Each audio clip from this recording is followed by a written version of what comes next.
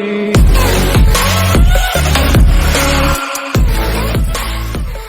guys, welcome back to the channel. It's Max here. I am the fast talking flipper. No intro today because I'm going to just jump right into it. This is a recap of one of the sales videos. We've got stuff everywhere and I'm distracted by it because I'm a little child. I'm doing a recap of one of the yard sale videos from this past weekend because we sold everything from that yard sale and we made $2,920. So I'm going to play out that whole video because I know we fast forwarded and we edited parts of it out, but I'm going to play out the whole video so you can get a feel for what happened and how I had the interaction with the family and everything there. And then I'll come back at the end and recap it again and tell you what happened, how it sold, how we made the money and everything from there. So sit tight. We'll get to the video and I'll be right back. Future me will talk to you then. So just had my camera die at another sale. And of course it would die when I'm, talking to a woman. Then I go to another sale and just scored probably, well, definitely the biggest coin score I've ever had in my life. You'll see here in just a second. But the guy before me bought $750 worth of coins. I just bought 1,400. So that's how big of a coin collection they had. I don't know anything, and I mean nothing about coins whatsoever. So I'm making some room now. Try to get it all in here. I'm not going to get it all in here in the front. I'm going to have to put some in the back. That's a given. Yeah, you'll see here in just a second. Monster High. I thought the Monster High was a score.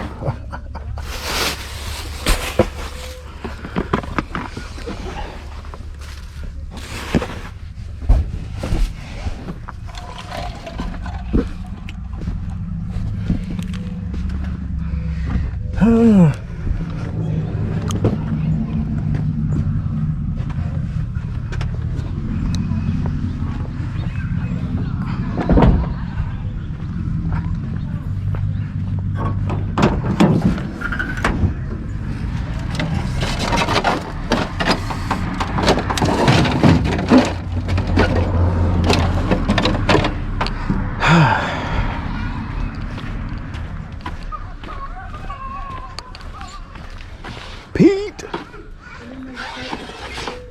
No, okay. It went through just fine. Okay, cool. I didn't want to take anything before I got you paid. I appreciate it.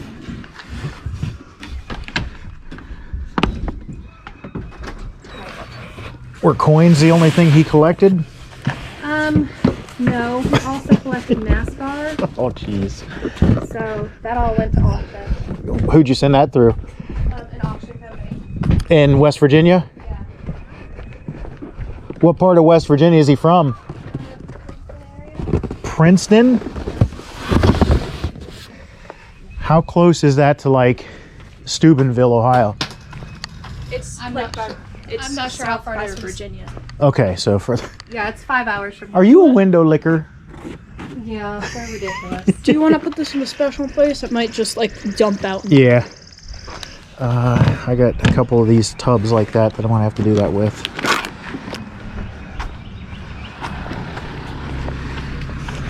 So I mean, in raw currency, there's more than $1,400 here just to turn it into the bank.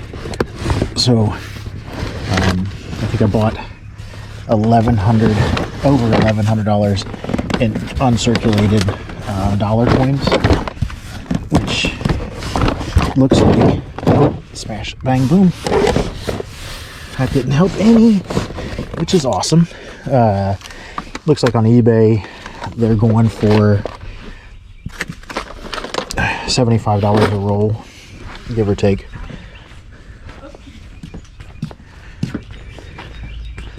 Are those the loose ones?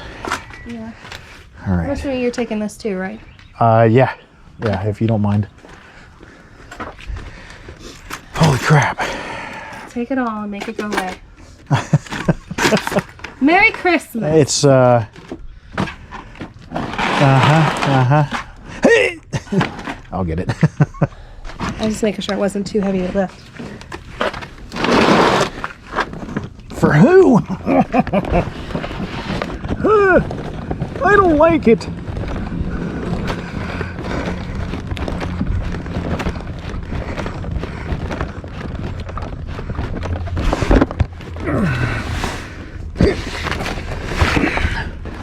That was heavy. Yeah. That was real friggin'. There's a lid to it, so you have a useful tool. Oh, thanks. I appreciate you.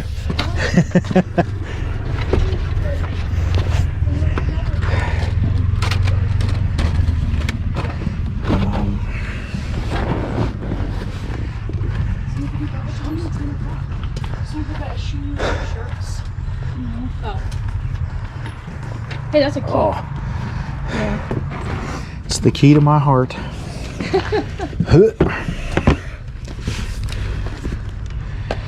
mine now, bye.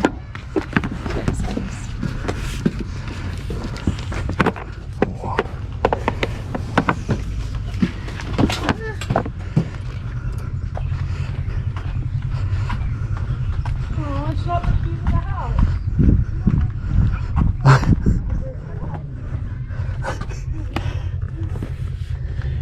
The kid here he's funny. We were talking while his mom was sorting stuff out. She was on the phone or something. I can't remember what she was doing. And they brought out a 50 state map with quarters in it. And I said, none of this is, interesting to you. That's your granddad had, you don't want to look at the quarters and see where they're from and stuff. And he said he didn't know what the states were. So I started challenging him to tell me where the states are. What? Careful, don't open it that way, don't open it that way, don't open it. Silas, don't. Yeah, if you open it that way, it'll all fall out. Close it up, please. Always when you have a case like this, you want to always lay it down and open it up. Yeah, no joke. Yeah. Kids. He just doesn't know. He's never had to. You'll open it wrong once, and then you'll never open one wrong again.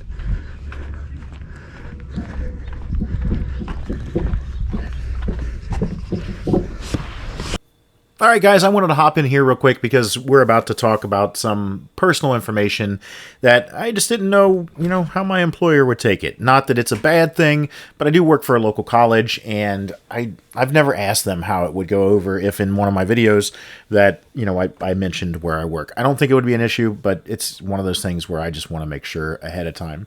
She's asking for a college recommendation jokingly, and in passing, I gave her a little bit of, life tip because I'm an instructor, a professor of things, and it's kind of what I do.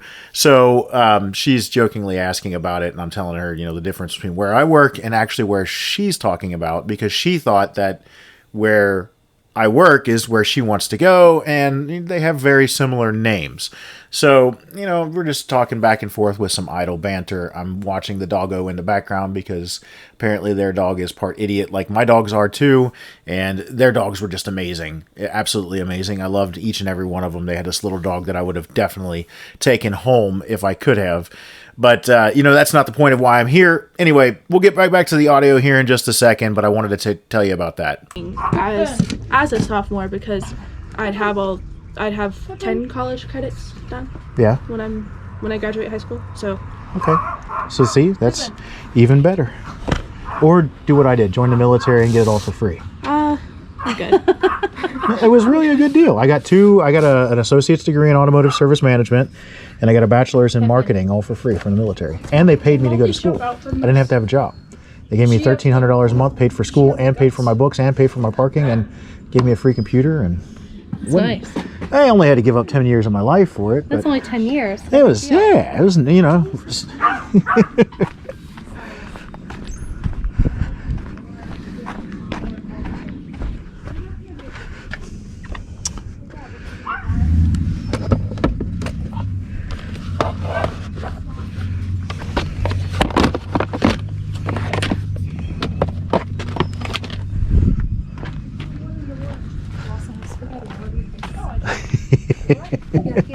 No, I don't, do I?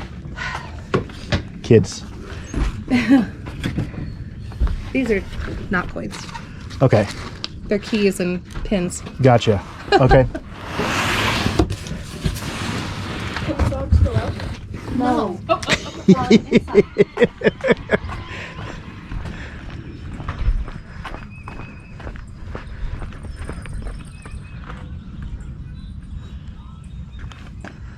I don't. No.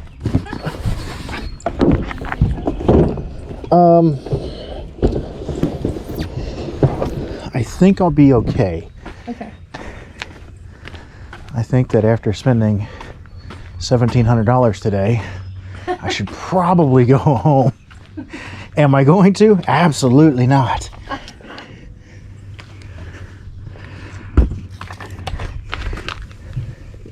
Yeah, I was saying they all get tool sets and they open a certain way. If you open them backwards, all of the sockets, all of the ratchets, everything will fall out. And there's like 150 of them. Oh no. So I always tell them, you'll open it wrong once and you'll never open it wrong again.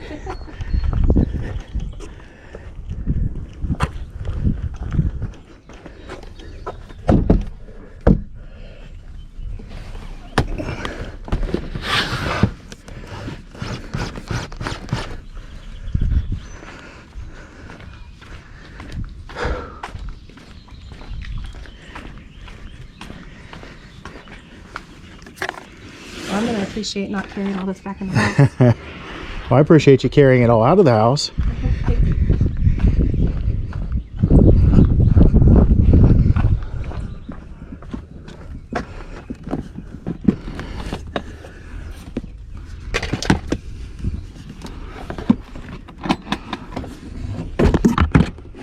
Hey.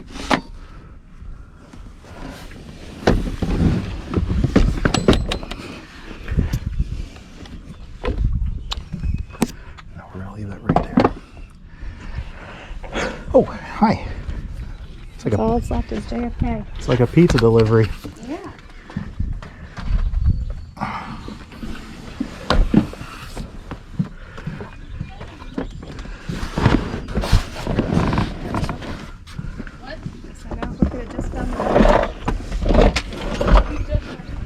I said if we could have found the buffalo.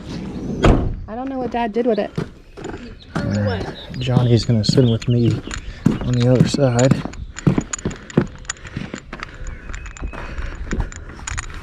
All right, guys, so that was the video. That was the whole video that I had. Like I had mentioned in the video, I was just across the street and I had talked to a young lady and she was super nice, and I sat there for a while, talked to her, and if I hadn't, I would have missed out on this sale because she didn't put it out yet. She had not put out these coins, and in the meantime, while I was talking, I actually watched across the street, and I saw this guy walk up, and I saw him start to get into a, like rooting around through some stuff. So I went over there after I talked to that lady, and I was talking to her for probably 15, 20 minutes. But thank goodness I did, because it gave the owner of this stuff time to go pull it all out and get it ready to be seen. I patiently waited while he went through his stuff, but I noticed that he was kind of going towards one end of the spectrum, and that was just to buy the scrap gold and the scrap silver. So as he was going through stuff, I was quickly grabbing it and putting it off to the side, saying, I'm going to take all this. I'm just going to take all of this. And I was slowly grabbing stuff that he hadn't seen yet and putting it with my pile, in hopes that he wouldn't notice and I would just get some stuff. And I did. So the thing that happened afterward was I came home, I started going through it, and I realized that a lot of it was just straight cash value. It wasn't worth putting on eBay, or it was worth putting on eBay, but it wasn't worth the wait. When you have that much money, dollar for dollar, put into things, and you're only going to get 10, 15% above it, I'm not going to wait 6 months for something to sell. I'm just going to turn it back into cash right away. I paid $1,400 for this, and I had about $1,600 in straight coin. That doesn't include all the stuff that you saw in the boxes, the bins, and so on and so forth. It was just straight coins. So I knew that I was going to get my money back and then a little bit more. And I started, when I got home and I realized that it wasn't worth a lot of money to wait on the coins that I could take straight to the bank, I started breaking them out of their packaging, getting them ready to go to the bank, and just sell them to the bank. The problem I had with that was, in my mind's eye, I could see how that would frustrate some coin collectors, because this was uncirculated coin. This was coin that hadn't seen other hands yet. And coin collectors are they make a big deal about that. So I wanted to give them the opportunity, and I posted it on Facebook, and I got over 100 messages. One of the messages I got was a gentleman from Louisville. I talked about that in my last video. He drove all the way up. Rather well-to-do gentleman. He drove all the way up from Louisville, and he bought the coin collection for $2,400. But I'm jumping ahead of myself there. Let me get back to the fact that before he came up, another gentleman from right down the road came and bought all my scrap silver for $520. He bought all the silver coins, the Morgan silver dollars, the Barber dimes, the Seated Liberty quarters. Gosh, words are hard again. He bought all that kind of stuff, and he gave me a pretty good price for it, I thought. So I sold all that to him. I told the gentleman from Louisville that there was no silver left, and I told him precisely that I have $1,600 in coin, and I have all this extra collectible stuff. I don't know what it is. I haven't researched much of it, and I had not. I had researched a couple $2 bills and found that they were worth probably $10 a piece, and I had 40 of them. They might have been $20 depending on what they were. So I thought maybe that I had, you know, another $1,500 to $2,000 worth of collectible stuff. I just wanted it gone because all these coin collectors that know what they're doing can do it much, much quicker than I did. Or I could, I should say. So he came up and he bought it for $2,400. This is where it gets a little weird. He was here for quite a while. We talked on the phone for half an hour before he drove all the way up. That's 2 hours of a drive, one way. And he's a busy dude, so he wanted to make sure it's worth his time. He drove all the way up. He gets up here. He spends another 20 minutes, 15, 20 minutes here. He doesn't really look through anything. He says, I'll take your word for it. Okay, cool. Here you go. It fills up the backseat of his pickup truck, the same as it did on mine, and he goes on his merry way. Later Monday evening, I get a message from him, you got me, and he's mad. He is mad because one thing that the guy that came to buy the silver had said about it, he called it boomer junk. And I agreed that it was junk, that the coins seemed like they weren't, you know, it was something that you would buy on TV for $200, blah, blah, blah. It's going to be great. Blah. Collect this, collect this, collect this. And I'm seeing that same $200 coin was selling on eBay for $30 if it sold. I think that there was one coin that I looked at. It was a giant 4-inch coin, very heavy, looked very nice, was a very neat display piece. But it was, I think there was like 60 of them listed and only 10 had sold. And they sold for around $30. But people had them listed for $200. So obviously it's not worth the $200 that he paid for it. But he gets home, he says, you got me, I took your word for it. I was like, great, you took my word for it. My word was it's $1,600 in coin and the rest is just collectible stuff. I didn't know what else to call it without sounding very negative to kill my own sale, because I'm not going to cut my own throat, you know, to not make a sale. I didn't hide behind anything, but I told him exactly how it was. So all in all, he's not exactly happy, but he made the purchase. You know, I told him straight up, and I even showed him a couple screenshots of our conversation that said, this is exactly what I said. You took my face value as less than what my face value actually was, when in all truth, I was telling you 100% the absolute truth about the items. You took it to that I didn't know what I was talking about and that there was more there. And that's on you. That's not on me. Next time, learn your lesson and do your diligence. So in all told, I did sell $2,920 from one yard sale this weekend. Obviously, that's not all profit. You look at it, we made $1,520 profit because we spent $1,400 to get the $2,920. So $1,500 profit, you take 30% off the top of that. What's that going to give me? About $1,000, $1,050.